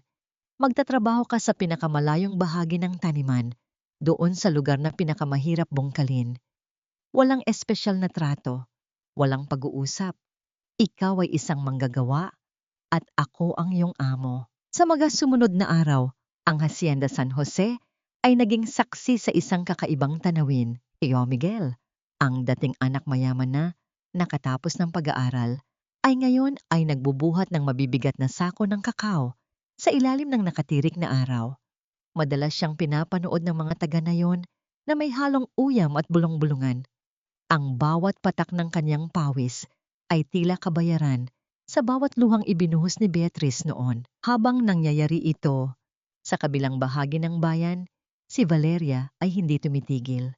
Sa loob ng isang madilim at magulong silid sa isang lumang motel, ang kanyang galit ay unti-unti nang nagiging kabaliwan. Ang kanyang mga alahas ay naibenta na lahat, at ang kanyang kaisa-isang natitirang asset ay ang kanyang koneksyon sa ilang mga masasamang elemento sa bayan. Hindi pwedeng maging masaya ang babaeng yon habang ako ay naghihirap, bulong ni Valeria habang tinitingnan ang isang larawan ni Beatrice sa pahayagan. Ginamit niya ang kanyang huling pera upang tawagan ang isang tao na kayang gumawa ng maruming trabaho. Isang gabi, habang nag-iisa si Beatrice sa kanyang opisina, nakatanggap siya ng isang tawag mula sa isang hindi kilalang numero. Ang tanging narinig niya ay ang tunog ng isang mabigat na paghinga at pagkatapos ay isang pamilyar na boses na puno ng lason. Akala mo ba ay nanalo ka na, Beatrice? Ang toreng itinayo mo ay gawa lamang sa tsokolate. Madali itong matutunaw kapag nagsimula na ang apoy. Bago pa makasagot si Beatrice, ang tawag ay naputol. Isang malamig na hangin ang umihip mula sa bintana, na nagdulot ng kilabot sa kanyang balat. Tumakbo siya sa labas at tinawag ang kanyang mga gwardya. Ngunit ang lahat ay tila napakatahimik, masyadong tahimik. Nang lumingon siya sa direksyon ng bodega, kung saan nakaimbak ang kanyang pinakamahalagang ani, ang puting diwa na nakatakdang i-export sa susunod na araw. Nakita niya ang isang maliit na kislap ng liwanag sa ilalim ng pinto. Ang kislap na yon ay mabilis na lumaki at naging kulay kahel na sinundan ng isang mahinang amoy ng gasolina. Sa gitna, NG ka ba? Nakita ni Beatrice ang isang tao na tumatakbo palayo sa bodega. Hindi ito si Valeria. Ang hubog ng katawan nito ay pamilyar. Tila ba ito ang taong kanyang binigyan ng pagkakataon upang makabawi? Nagtaksil nga ba muli si Joao Miguel sa ikalawang pagkakataon para sa kanyang sariling kaligtasan? O isa lamang itong masamang panaginip na muling wawasak sa buhay ng Reyna Cacao? Mas masakit pa sa apoy na tumutupok sa aking mga pangarap ang katotohanang ang taong binigyan ko ng pagkakataong magbagong buhay ang siya palang maglalagay ng mitsa sa aking muling pagbagsak. Ang kahel na liwanag mula sa nasusunog na bodega ay sumasalamin sa mga mata ni Beatrice na ngayon ay punong-puno ng luha at matinding puot. Ang amoy ng nasusunog na kakao, ang matamis at masarap na bango na naging simbolo ng kanyang tagumpay, ay naging isang nakakasuffocate na usok na tila sumasakal sa kanyang lalamunan. Ang bawat paglagutok ng mga poste ng bodega na unti-unting bumibigay ay tila mga tunog ng kanyang sariling pusong na dudurog sa ikalawang pagkakataon. Guaw! Guaw! Bumalik ka rito! Sigaw ni Beatrice habang pilit na hinahabol ang aninong mabilis na tumatakas sa gitna ng kadiliman. Nang maabutan niya ang lalaki sa dulo ng taniman, mabilis niyang hinawakan ang braso nito at buong lakas na hinarap sa kanya.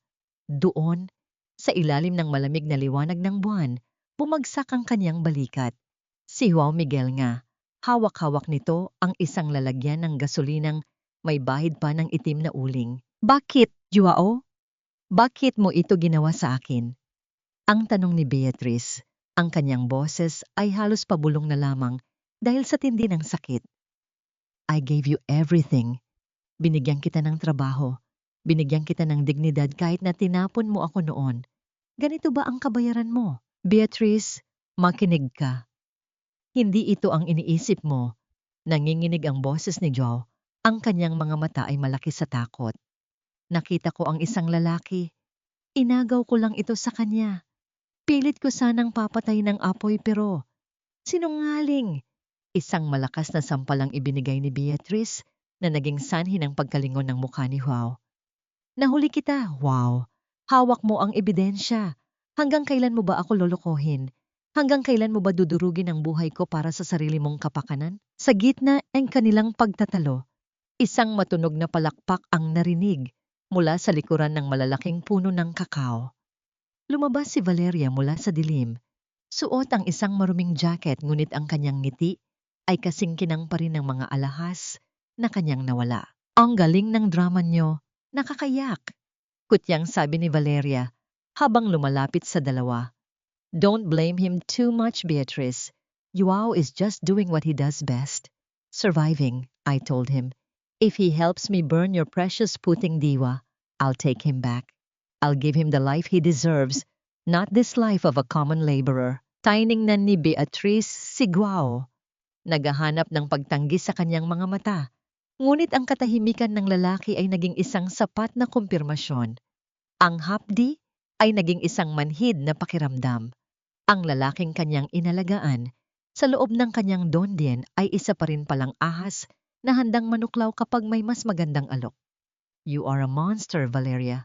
Bulong ni Beatrice. No dear, I am a businesswoman.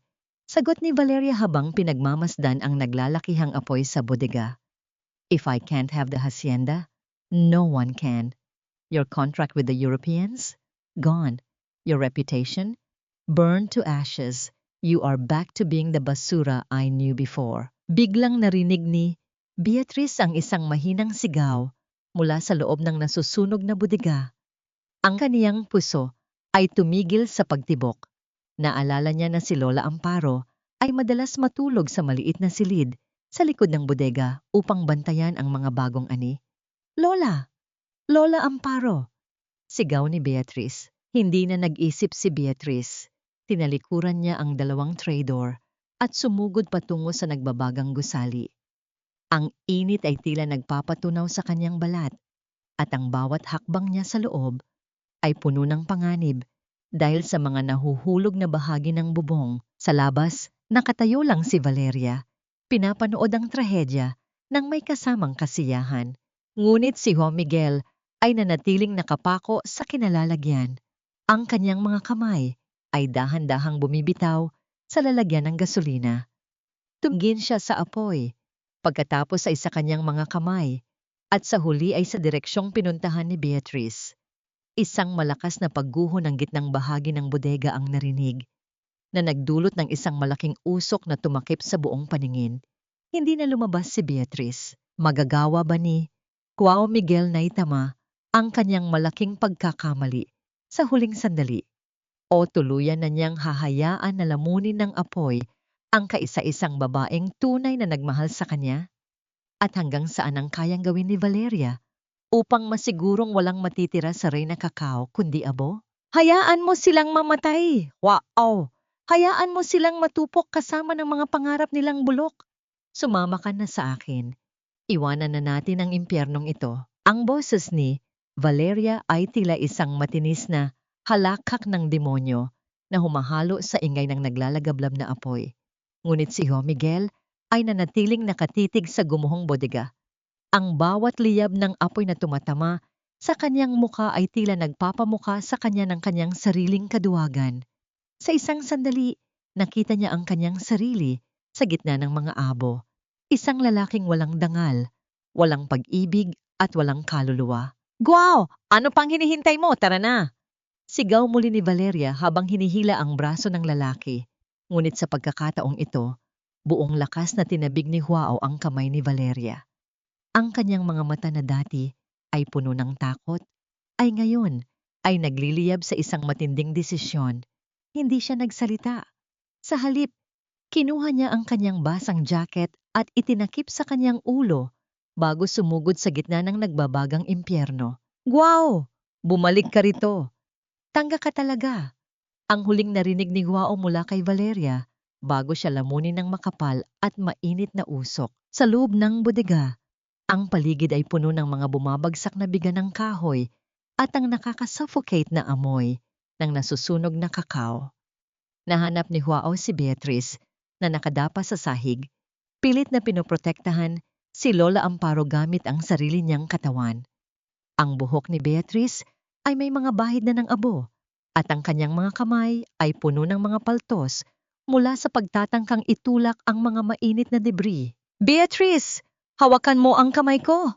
Sigaw ni Guao habang pilit na inaangat ang isang mabigat na haligi na nakaharang sa kanilang daan. Tumingala si Beatrice, ang kanyang mga mata ay halos hindi na makakita dahil sa usok. Nang makita niya si Huao, may isang bahid ng pag-aalinlangan sa kanyang mukha. Ngunit ang kanyang pagnanais na iligtas si Lola Amparo ay mas matimbang kaysa sa kanyang galit. Sa labas ng Dondien, ang tunog ng papalapit na mga sirena ng bumbero at pulis ay nagsimulang umailingaw-ngaw. Ang mga manggagawa ng hasyenda na kanina ay nagtatago dahil sa takot ay nagsimula nang lumabas. Bit-bit ang mga timba ng tubig upang pilit na patayin ang apoy. Si Valeria, sa kanyang pagmamadaling tumakas patungo sa kanyang sasakyan, ay hindi napansin ang mga pulis na mabilis na humarang sa kanyang daanan. Ang kanyang mukha na dati ay puno ng pagmamataas ay ngayon ay puno ng uling at dumi. Ma'am Valeria Imperial, you are under arrest for arson and attempted murder.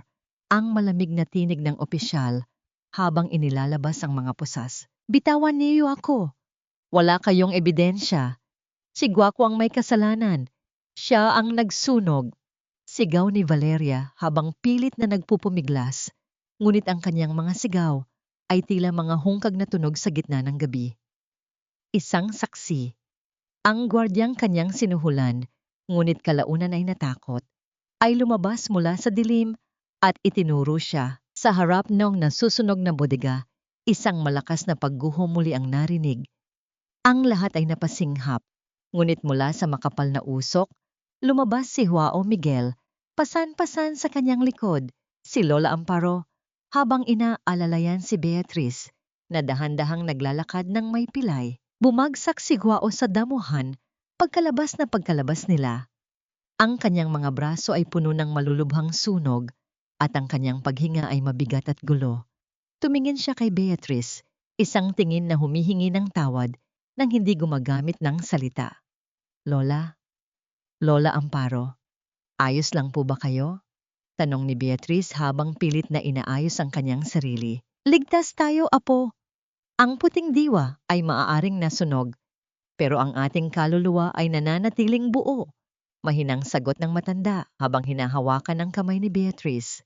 Nilingon ni Beatrice ang kanyang bodega na ngayon ay naging isang tumpok na lamang ng mga abo at nagbabagang uling. Ang kanyang buong ani, ang kanyang kontrata sa mga European, ang lahat ng kanyang pinaghirap, ay tila naglaho sa loob ng isang gabi. Lumapit ang mga pulis at kinuha si Huao Miguel upang bigyan ng paunang lunas bago dalhin sa presinto bilang suspect at testigo.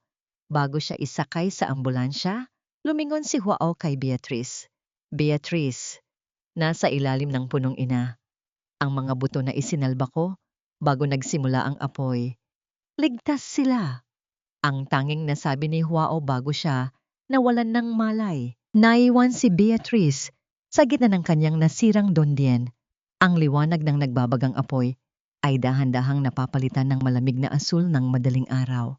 Bagaman nawala ang kanyang bodega, may isang bagong uri ng apoy ang nabuo sa kanyang puso.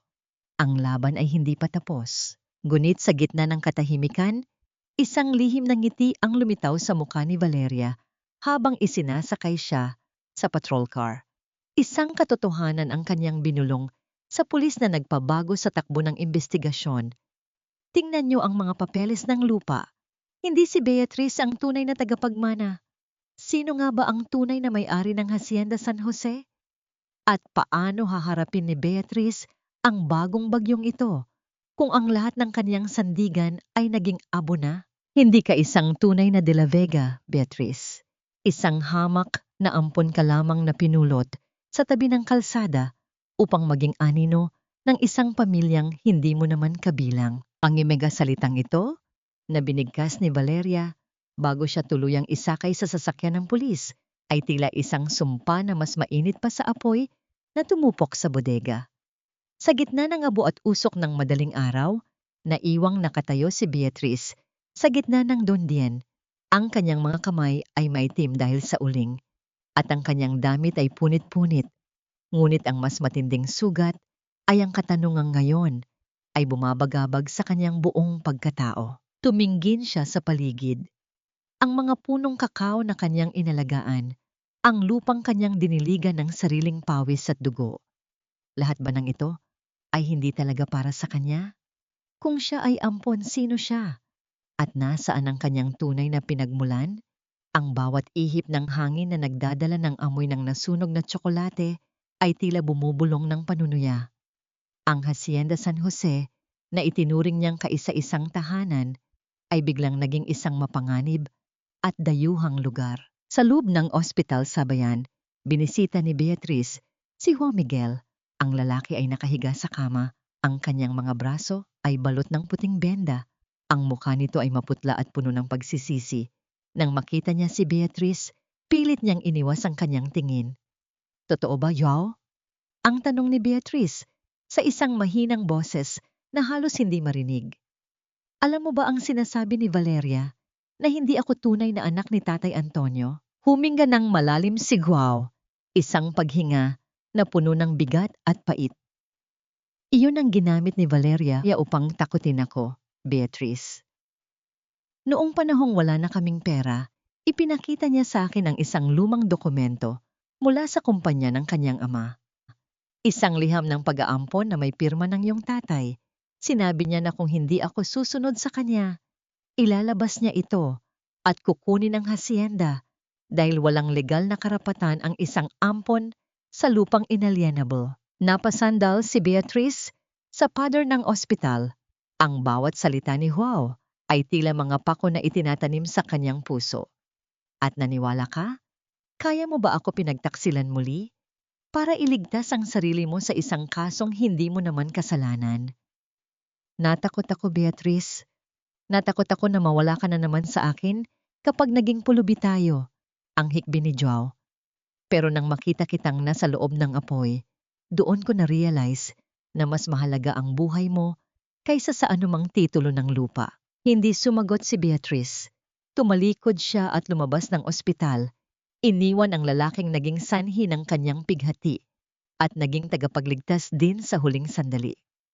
Ang kanyang isipan ay nakatuon na ngayon sa kaisa-isang tao na maaring magbigay ng katotohanan, si Lola Amparo. Nadatnan niya ang matanda sa ilalim ng inang puno kung saan nakatago ang mga buto ng kakao na isinalba ni Joao. Ang matanda ay tila kanina pa naghihintay. Ang kanyang mga bulag na mata ay nakatingala sa langit. Lola, sabihin niyo po sa akin ang totoo. Ang pakiusap ni Beatrice habang lumuluhod sa harap ng matanda. Sino po ba ako? Kaninong dugo po ba ang nananalatay sa aking mga ugat? Hinawakan ni Lola Amparo ang mukha ni Beatrice. Ang kanyang mga daliri ay dahan-dahang gumagapang sa mga linya ng mukha ng dalaga. Ang dugo ay hindi lamang matatagpuan sa mga papeles, Apo. Ang dugo ay nananalatay sa pagmamahal mo sa lupang ito. Ngunit kung ang katotohanan ang iyong hinahanap, ang iyong ina ay hindi taga rito. Siya ay isang dayuhan na dumating sa Dondien na may dalang sugat sa puso, katulad mo. Isang dayuhan? Ulit ni Beatrice. Siya ang tunay na may-ari ng puting diwa. Bulong ng matanda. Ang iyong ama, si Antonio, ay minahal siya at binigyan ng pangalan upang protektahan kayong dalawa mula sa isang pamilyang nais kayong burahin sa mundo. Ang pamilyang Imperial, ang pamilya ni Valeria. Sila ang dahilan kung bakit kailangang itago ang iyong tunay na pagkakakilanlan. Ang katahimikan sa paligid ay naging napakabigat. Ang bawat tunog ng dahon na nalalaglag sa lupa ay tila isang pasabog sa pandinig ni Beatrice. Ang pamilyang nagpahirap sa kanya sa loob ng maraming taon ay kabilang pala sa kanyang madilim na nakaraan. Biglang isang marangyang sasakyan ang huminto sa tapat ng hasyenda. Isang lalaking may edad na, nasuot ng formal na itim na Amerikana at may dalang mga legal na dokumento, ang lumabas at lumapit sa kanila. Hindi ito si Mr. Anderson, ito ay si Attorney Salvador, ang pinakamatandang abogado sa probinsya. Miss Beatrice de la Vega? Ang itanong nito ng may formalidad. Narito ako para sa pagpapatupad ng clawback clause ng Hacienda San Jose dahil sa sunog na nangyari at sa mga katanungan tungkol sa iyong legal na estado. Ang lupang ito ay pansamantalang isa sa ilalim sa pangangasiwa ng gobyerno hanggang sa lumitaw ang tunay na tagapagmana. Tunay na tagapagmana? Tanong ni Beatrice. Isang tao ang naghain ng reklamo ngayong umaga. Sabi ng abogado habang tinitingnan ang kaniyang mga papel. Ang kapatid ni Valeria, si Victor Imperial, na matagal nang nawala sa bansa. Siya ang may hawak ng orihinal na titulo na sinasabing ninakaw ng iyong ama. Sino si Victor Imperial? At bakit tila ang bawat hakbang ni Beatrice patungo sa liwanag ay laging hinaharangan ng mga anino ng pamilya Imperial? Ang laban para sa Reyna Cacao ay hindi lamang palalaban para sa yaman, kundi isang madugong labanan para sa kanyang sariling pangalan. Lupa ko ito sa bawat butil ng pawis at patak ng dugo, pero sa mata ng batas, isa lamang akong anino na walang pangalan. Ang himaga salitang ito ay tila isang malamig na hampas ng hangin sa mukha ni Beatrice habang pinagmamasdan niya si Victor Imperial na naglalakad sa gitna ng kanyang nasunog na dondien. Hindi katulad ni Valeria na maingay at madaling mabasa ang galit, si Victor ay may dalang katahimikan na mas nakakapangilabot. Ang kanyang bawat hakbang sa ibabaw ng mga abo ay dahan-dahan. Tila ba tinitimbang niya ang halaga ng bawat lupang kaniyang tinatapakan. Isang napakagandang tanawin, hindi ba? Ang boses ni Victor ay malumanay, halos pabulong, habang tinitingnan ang mga nag-iisang puno ng kakao na nakaligtas sa apoy. Sayang lang, at ang lahat ng ito ay nakatayo sa isang pundasyong gawa sa kasinungalingan.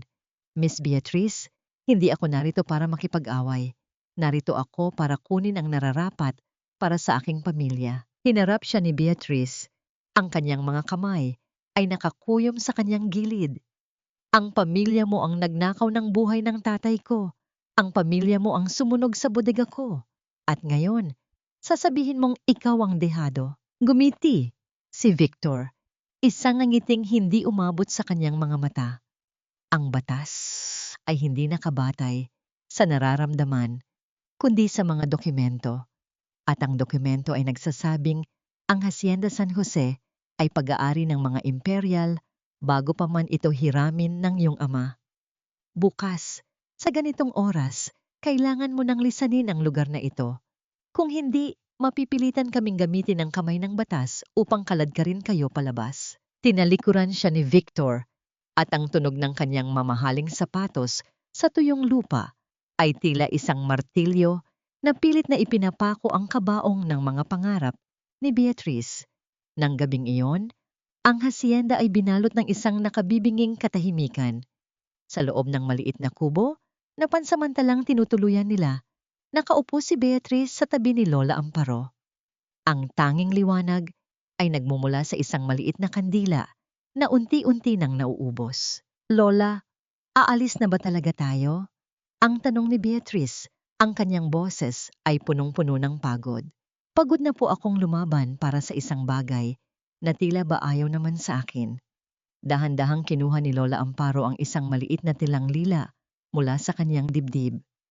Sa loob nito ay may isang lumang medalyon na gawa sa pilak, may ukit ng isang kakaibang bulaklak ng kakao. Ang medalyon na ito ay pag-aari ng iyong ina Beatrice.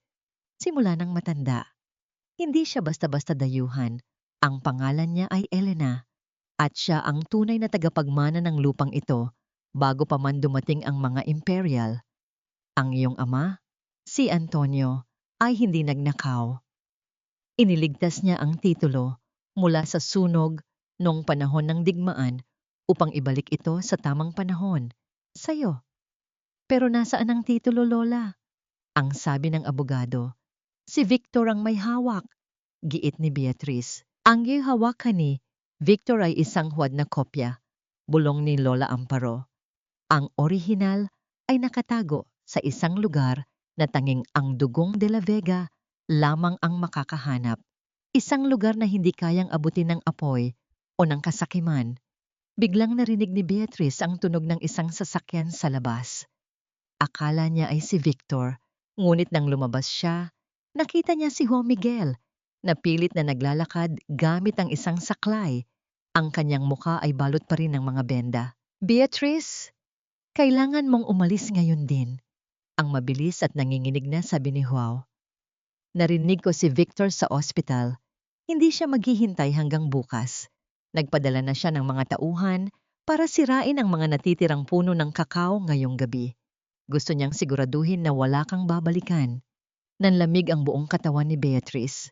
Ang puting diwa, ang mga huling puno na kaisa-isang pag-asa ng kanyang kinabukasan ay nasa panganib. Bakit mo ito ginagawa, Guao? Bakit mo ako tinutulungan? Tanong ni Beatrice. Tumingin si Gua sa kanya at sa unang pagkakataon, nakita ni Beatrice ang isang lalaking handang mamatay para sa kanyang pagkakamali. Dahil kung mawawala ang mga punong yun, mawawala rin ang huling rason kung bakit kita minahal. Hindi dahil sa yaman mo, kundi dahil sa katatagan mo. Takbo na, Beatrice, protektahan mo ang iyong kaharian. Sa kabilang dako ng Dondien, ang mga anino ng mga kalalakihan na may dalang mga palakol at sulo ay nagsimula nang gumalaw sa ilalim ng kadiliman. Ang amoy ng gasolinang ibinubuhos sa mga ugat ng inang puno ay nagsimula nang humalo sa hangin. Magagawa ba ni Beatrice na makarating sa tamang oras upang iligtas ang kanyang nakaraan at kinabukasan? O ang huling alaala ng kanyang ina at ama ay tuluyan ng magiging abo bago pa man sumikat ang araw? Sa gitna ng kanyang pagtakbo, natisod si Beatrice sa isang ugat at ang kanyang kamay ay bumaon sa isang bahagi ng lupa na tila ba may nakatagong matigas na bagay. Isang pintuan ng isang lumang tunnel sa ilalim ng lupa ang bahagyang bumukas dahil sa kanyang bigat. Ano ang nasa loob ng madilim na butas na ito na tila tumatawag sa kanya sa gitna ng kanyang desperasyon? Sa ilalim ng lupang ito, nakabaon ang katotohanang pilit ninyong sinunog. Ngunit ang katotohanan, tulad ng buto ng kakao, ay muling sisibol sa gitna ng kadiliman. Ang boses ni Beatrice ay umalinggaw mula sa bukana ng tunnel habang dahan-dahan siyang lumalabas. Bit-bit ang isang maliit na kahon na gawa sa nara, balot ng tila hindi nabubulok na tela. Ang kanyang muka ay puno ng uling at dumi.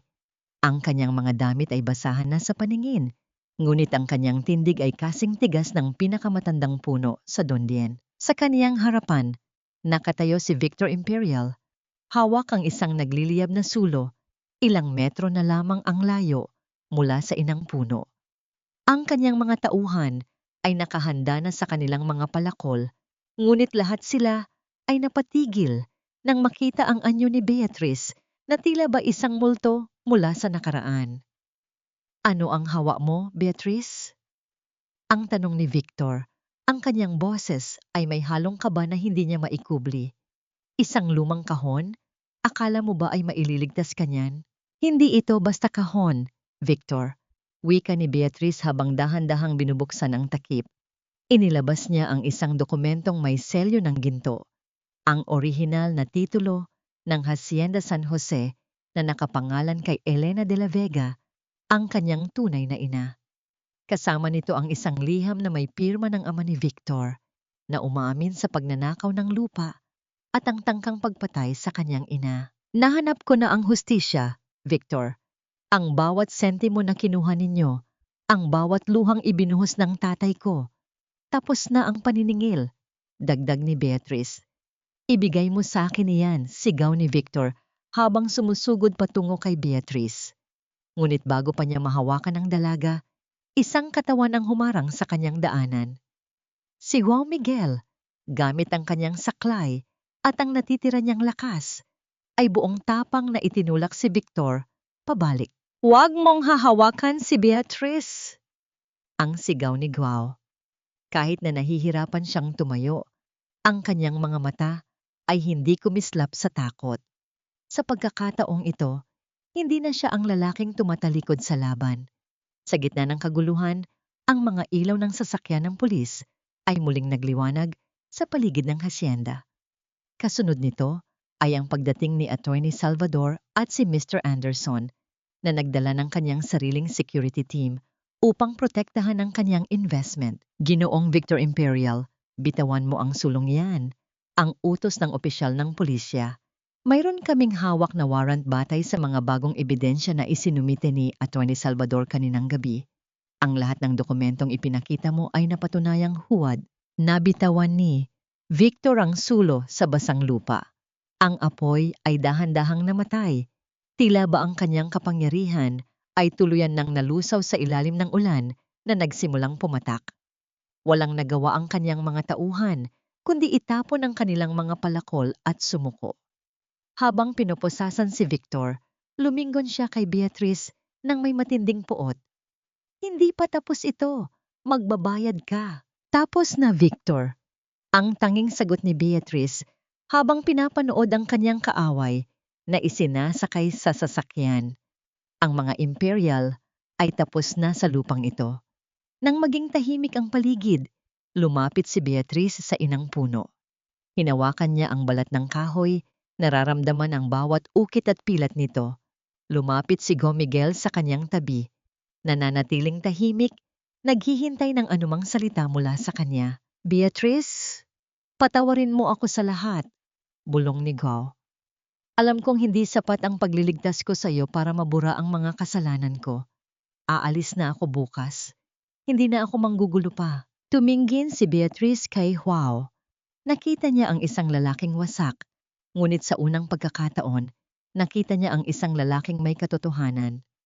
Wow, ang sugat ay humihilom, pero ang pilat ay mananatili. Hindi ko makakalimutan ang ginawa mo, pero hindi ko na rin nais mabuhay sa galit. Humayo ka at ayusin mo ang iyong buhay. Iyan ang tanging hiling ko. Hindi na naghintay si Huao ng sagot. Tumanggo siya at dahan-dahang lumakad palayo.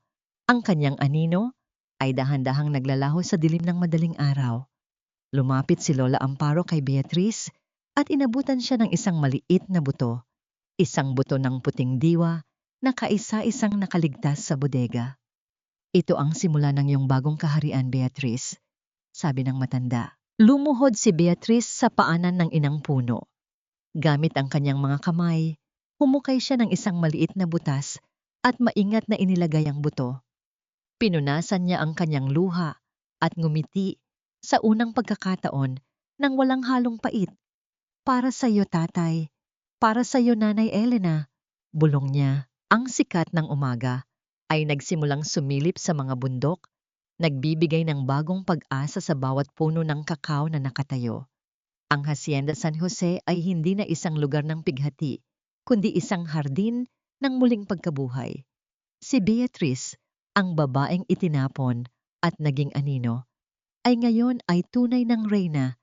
Isang reynang ang korona ay gawa sa hirap, at ang trono ay ang lupang kanyang ipinaglaban. Lumipas ang maraming taon, at ang Hacienda San Jose ay hindi na lamang isang lupain ng mga puno.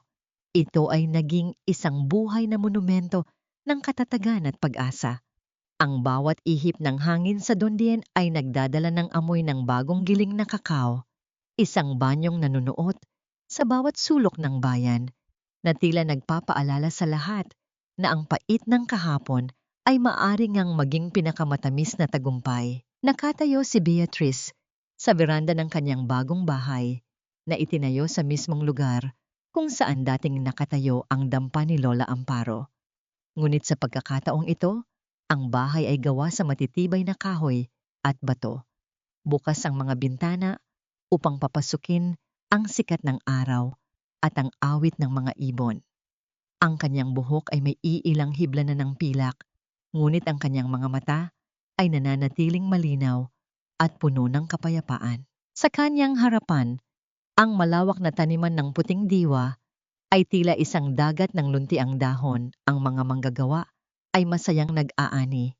Ang kanilang mga tawanan ay maririnig mula sa malayo. Isang tunog na malayo, sa pighati, at takot na bumalot sa lugar na ito noon. Isang hapon, habang bumibisita si Beatrice sa bayan upang maghatid ng mga donasyon sa lokal na simbahan, ang simbahan kung saan siya tinalikuran noon, nakita niya ang isang pamilyar na anyo sa gilid ng kalsada. Isang lalaking may edad na, nakasuot ng kupas na t-shirt at may bit-bit na mga walis tingting na kaniyang ibinebenta. Si Juan Miguel. Tumigil ang mundo sa isang sandali. Nagtagpo ang kanilang mga mata. Wala nang galit sa puso ni Beatrice, wala na ring pait. Nakita niya ang isang lalaking tinanggap ang kanyang karma ng may kababaang loob. Hindi lumapit si Beatrice at hindi rin humakbang si Joao. Isang tahimik na tango lamang ang kanilang pinagpalit. Isang pagkilala sa isang nakaraang tapos na at isang kapatawarang hindi na kailangang bigkasin.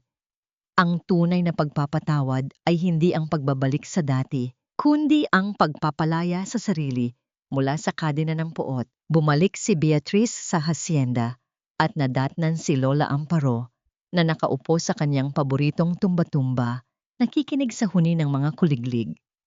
Bagaman mas matanda na, ang presensya ng matanda ay nananatiling gabay ni Beatrice. Lola, nakita ko siya. Bulong ni Beatrice habang iniaabot ang isang tasa ng mainit na chocolate de batirol sa matanda. At ano ang naramdaman mo, Apo? Tanong ni Lola Amparo habang dahan-dahang humihigop sa tasa. Naramdaman ko po ang katahimikan. Sagot ni Beatrice. Wala na ang tinik, Lola.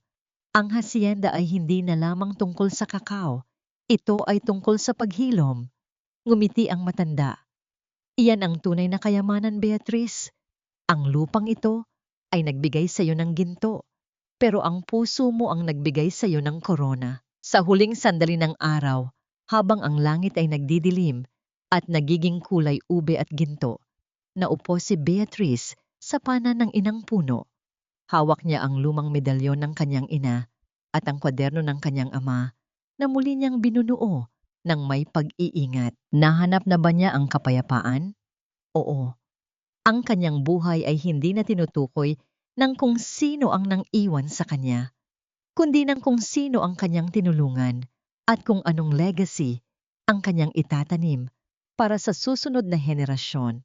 Ang bawat buto ng kakao na kanyang itinanim ay naging simbolo ng kanyang sariling muling pagkabuhay. Ang Reyna Cacao ay hindi na nag-iisa. Siya ay napapalibutan ng pagmamahal ng mga taong kaniyang binigyan ng bagong buhay. At habang iniinom niya ang huling patak ng kanyang tsokolate, naramdaman niya ang init nito na gumagapang sa kanyang dibdib. Isang init na nagsasabing, sa kabila ng lahat ng pait, ang buhay ay nananatiling matamis para sa mga taong marunong maghintay at magmahal sa gitna ng unos.